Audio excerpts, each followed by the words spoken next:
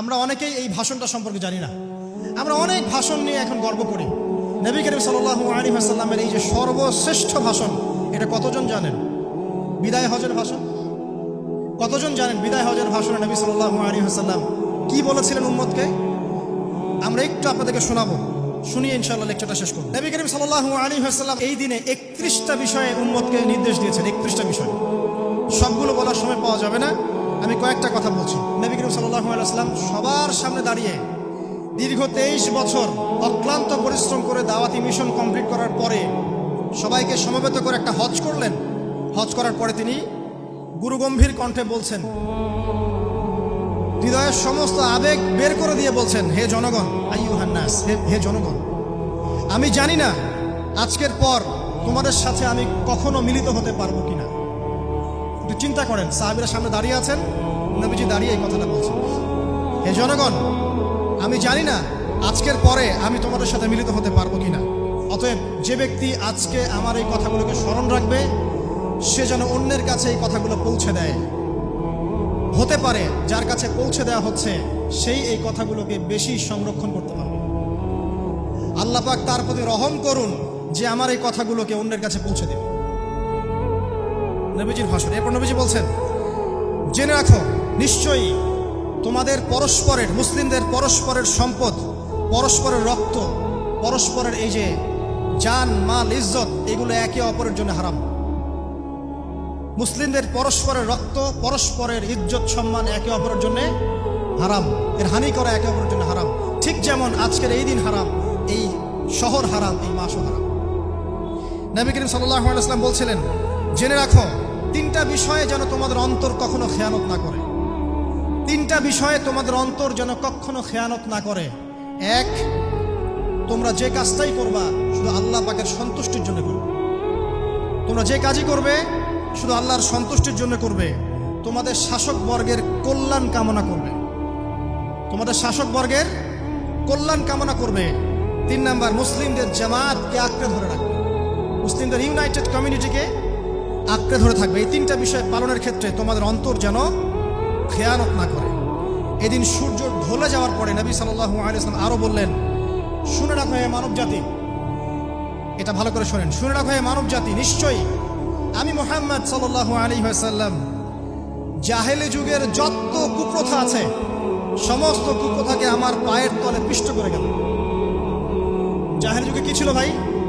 শিরিক ছিল, সুদ ছিল, মাদক ছিল, নারীর অবমাননা ছিল, কন্যা সন্তানকে দাফন করা হতো, রক্তক্ষয়ী, হানাহানি, মারামারি, কাটাকাটি ছিল। এগুলো সবকিছুকে আমি আমার পায়ের তলে দাফন করে গেলাম। এটা কি দাফন হয়েছে? তিনি বলছেন, নিশ্চয়ই আমি জাহেলি যুগের সুদকে আমার পায়ে তলে পিষ্ট করে যাচ্ছি। সর্বপ্রথম যার সুদ আমি পিষ্ট করছি তিনি হচ্ছেন আব্বাস ইবনে আব্দুল মুত্তালিব, আমার চাচার সুদ। নিজের পরিবার থেকে দৃষ্টান্ত স্থাপন করলেন। তিনি আরো বললেন, হে উপস্থিত জনগণ, তোমরা মেয়েদের ব্যাপারে সতর্ক থাকবে এবং তোমাদের স্ত্রীদের ব্যাপারে সতর্ক থাকবে, তাদের হকের ব্যাপারে সতর্ক থাকবে, কেননা তোমরা তাদেরকে আল্লাহর কালিমার মাধ্যমে হালাল করে নিয়েছো। অতএব তাদের ব্যাপারে তোমরা সতর্ক থাকবে। তোমাদের উপর তাদের হক হচ্ছে তোমরা যা খাবে, যা পরবে, তাদেরকেও তাই খাওয়াবে, তাই পরাবে। আর তাদের উপর তোমাদের হক হচ্ছে তারা তোমাদের বিছানায় এমন কাউকে আসতে দিবে না যাদেরকে তোমরা অপছন্দ করো। নবী করিম সাল্লাল্লাহু আলাইহি ওয়াসাল্লাম আরো বলছেন, এই দিন আইয়ুহান নাস, হে মানব জাতি, তারাকতু ফিকুম আমরাইন, জেনে রাখো আমি তোমাদের সামনে মাত্র 2টো বস্তু ছেড়ে গেলাম। কয়টা বস্তু? লান তাদিল্লু মা তামাসসাকতুম বিহিমা, তোমরা কোনোদিন পথভ্রষ্ট হবে না যতদিন এই 2টা বস্তুকে আঁকড়ে ধরে থাকবে। কিতাব আল্লাহ, আল্লাহর কিতাব, ওয়া সুন্নতি নবীহি, এবং তার নবীর সুন্নাহ। তিনি আরো বললেন, আল মুসলিম, জেনে রাখো প্রকৃত মুসলিম সে ব্যক্তি, মান সালিমাল মুসলিমুনা মিন লিসানিহি ওয়া ইয়াদিহি, যে ব্যক্তির হাত এবং জবান থেকে অন্য মুসলিম নিরাপদ থাকে সেই ব্যক্তি হচ্ছে প্রকৃত মুসলিম। আল মুহাজির, আর প্রকৃত মুহাজির সে ব্যক্তি, মান হাজারা মা নাহাল্লাহু আন, আল্লাহ পাক যা নিষেধ করেছেন সেখান থেকে যে দূরে থাকে সেই ব্যক্তি প্রকৃত মুহাজির, মানে হিজরতকারী। তিনি আরো বললেন, মনে রেখো আমি তোমাদের সবার আগে হাউজে কাউসারে চলে যাব, সুবহানাল্লাহ, এবং সেখানে আমি তোমাদের জন্য অপেক্ষা করতে থাকবো। অতএব শোনেন, অতএব তোমরা আমার চেহারাকে কালিমালিপ্ত করো না, মানে আমার চেহারায় কালিমা লিপ্ত করো না, আমার নাম নষ্ট করে দিও না। আমি তোমাদের সংখ্যাধিক্য দেখে আল্লাহর কাছে গর্ব করব, আমাকে তোমরা অপমানিত করো না। আজকে কি আমরা তার দায়িত্ব পালন করে উম্মাহ হতে পেরেছি? নবীজি বলেছেন, তা আমার চেহারাকে কালিমা লিপ্ত করো না। সুবহানাল্লাহ। তিনি বলছেন, ওই সময় কিছু মানুষ থেকে আমি মুক্ত হয়ে যাব, আর কিছু মানুষ আমার থেকে মুক্ত হয়ে যাবে। বলা হলো, কারা ইয়া রাসূলুল্লাহ? তিনি বলছেন, আল্লাহ পাককে আমি বলবো, ইন্নাহুম মিন্নি, হে আল্লাহ, এরা আমার উম্মাহ, এরা আমার উম্মত, আমার সাহাবী। আল্লাহ পাক বলবেন, ইন্নাকা লা তাদরি মা আহদাসা বা'দাক, তুমি জানো না হে নবী, তোমার মৃত্যুর পর এই মানুষগুলো, পরবর্তী মানুষগুলো তোমার দিনের মধ্যে কত বেদাত সংযোজন করেছে। তিনি আরো বলেছিলেন, হে জনগণ, জেনে রাখো, প্রত্যেক পরিবারের জন্য প্রতি বছর একটা করে পশু জবাই করার বিধান। প্রত্যেক পরিবারের জন্য, সামর্থ্যবান পরিবারের জন্য প্রত্যেক বছর একটা করে পশু জবাই করার বিধান রয়েছে। তিনি আরো বললেন, মনে রাখো, একজনের অপরাধের শাস্তি আর একজন কখনো পাবে না। আর বাবার দোষে ছেলে কখনো দুষ্ট হবে না, ছেলের দোষে বাবাও কখনো অপরাধী হবে না। তিনি আরো বললেন, জেনে রাখো হে মানব জাতি, নিশ্চয়ই শয়তান এই বিষয় থেকে নিরাশ হয়ে গেছে যে তোমরা শয়তানের ইবাদত করবে। শয়তান নিরাশ হয়ে গেছে, কিন্তু শয়তান নিরাশ হয়নি একটা বিষয় থেকে, যে তোমরা একে অপরে হানাহানি, কাটাকাটি, ফিতনা, ফাসাদে ব্যস্ত থাকবে, যেমনটা এখন আমরা করছি। আমরা কিন্তু সরাসরি কখনো শয়তানের ইবাদত করছি না, করছি? মুসলিমরা এখন পরস্পরে হানাহানি, কাটাকাটি, ফাসাদে লিপ্ত আছে।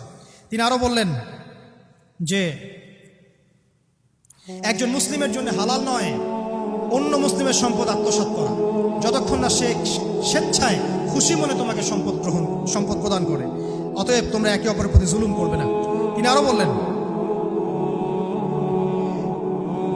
সাবধান, আমার ইন্তেকালের পরে তোমরা একে অপরের গর্দান উড়িয়ে কাফের হয়ে যেও না। সাবধান, আমার ইন্তেকালের পর তোমরা একে অপরের গর্দান উড়িয়ে কাফের হয়ে যেও না। তিনি আরো বলেছেন, একজন মুসলিম আরেকজন মুসলিমকে গালি দিতে পারে না। যদি একজন মুসলিম আরেকজন মুসলিমকে গালি দেয়, এটা হচ্ছে ফাসিকি। এবং একজন মুসলিম যদি আরেকজন মুসলিমের সাথে যুদ্ধ করে, এটা হবে এক প্রকার কুফরি। তিনি আরো বলেছেন, হে জনগণ, জেনে রাখো, আমার পরে কোনো নবী নেই, আর আমার পরে তোমরা ব্যতীত আর কোনো উম্মত নেই। এর চেয়ে স্পষ্ট কথা হতে পারে? আমার পরে কোনো নবী নেই, আর আমার পরে তোমরা ছাড়া কোনো উম্মত নেই। তাহলে আমরা যখন নতুন নতুন নবী বানিয়ে নিচ্ছি, কোনো কোনো ক্ষেত্রে বলছি, একজন ব্যক্তি ছিলেন, সে নিজে ঈসাও ছিল, সে মাহদিও ছিল, সে নবীও ছিল। দিন দিন মানুষ এই খাতায় নাম লেখাচ্ছে। সুবহানাল্লাহ। সর্বশেষ তিনি বললেন যে, যদি তোমাদের উপরে, হে মানব জাতি, জেনে রাখো, যদি তোমাদের উপরে একটা নাক কাটা কালো কুৎসিত কোনো আমির বা শাসকও চলে আসেন, এবং সে যদি তোমাদেরকে আল্লাহর রাস্তায়, আল্লাহর কিতাব সুন্নাহ অনুযায়ী পরিচালিত করেন, তোমরা অবশ্যই তার আনুগত্য করবে, তার বিরুদ্ধে বিদ্রোহ করবে, তার আনুগত্য করবে। জেনে রাখো, শেষে তিনি জেনে রাখো, হে মানব জাতি, আজকে থেকে কুল্লুকুম মিন আদম, তোমরা সবাই আদম সন্তান, ওয়া আদামু মিন তুরাব, আর আদম হচ্ছে মাটির সন্তান। আরবের উপর অনারবের, অনারবের উপর আরবের, সাদার উপর কালোর, কালোর উপর সাদার, লালের উপর কালোর, অথবা কালোর উপর লালের কোনো রকম প্রাধান্য নাই। ইল্লা তাকওয়া, শুধু তাকওয়া ব্যতীত। যে ব্যক্তি বেশি মুত্তাকি, সে আল্লাহর কাছে বেশি মর্যাদার অধিকারী হবে ইনশাআল্লাহ তাআলা। সর্বশেষ তিনি আঙ্গুলটা উঁচু করলেন, নিজের শাহাদাত আঙ্গুল উঁচু করে আকাশের দিকে তাকালেন, এরপর জনগণের দিকে তাকালেন, তাকিয়ে বললেন যে, তোমাদের ব্যাপারে, হে জনগণ, তোমাদের ব্যাপারে আমাকে আল্লাহ জিজ্ঞাসা করবেন। ফামা আনতুম কাইলুন, তোমরা ওই সময় কি বলবে আমার সম্পর্কে? তখন সাহাবীরা বললেন, আমরা বলবো যে আপনি বাল্লাগতা রিসালাতাক, আপনি আপনার রিসালাত পৌঁছে দিয়েছেন, ওয়া জামানাতাক, আপনার আমানত পূর্ণ করেছেন, ওয়া নাসাহতা উম্মাতাক, এবং আপনি আপনার উম্মতকে নসিহত করেছেন। এরপরে তিনি আকাশের দিকে তাকিয়ে বললেন, আল্লাহুম্মা ফাশহাদ, হে আল্লাহ আপনি সাক্ষী থাকেন। আল্লাহুম্মা ফাশহাদ, হে আল্লাহ আপনি সাক্ষী থাকেন।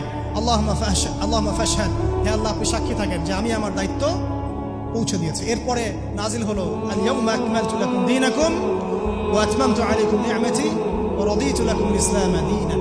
এই হলো বিদায় হজ, আজকের এই আরাফার প্রেক্ষাপট। আমরা কতজন এটা নিয়ে চিন্তা করেছি? 1 মিনিট একটু বলে শেষ করি। দেখেন, শেষ ওসিয়ত যেগুলো হয় মানুষের, এটা খুব হৃদয় বিদারক হয় না?